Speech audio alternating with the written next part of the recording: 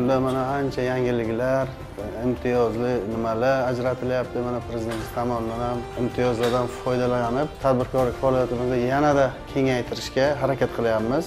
Bundan foydalanib, ishchi kuchi ham ko'payadi o'zimizga ham yaxshi. Agarda mana faoliyatimiz bo'yicha korrupsiyaga qarshi to'siqlar bo'lgan bo'lsa, tushuntirish ishlari olib borib ketishyapti. Ishonch nomerlar qayerga murojaat qilishimizga ham aytib ketishyapti.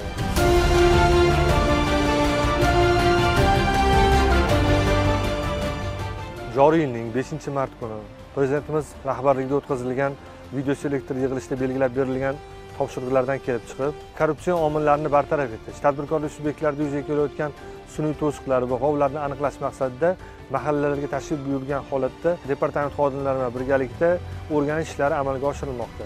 Bunda tadbirkorlik subyektlari bilan suhbatlar o'tkazilib, yuzaga kelgan korrupsion to'siqlar to'g'risida qayerga murojaat qilish hamda tashkil etilgan aloqa kanallari to'g'risida ma'lumotlar berildi. Tadbirkorlik subyektlari bilan o'tkazilgan suhbatlar davomida ular tomonidan bildirilgan takliflar o'rganib chiqilib, soliq qo'mitasiga taklif kiritilishi belgilab olindi.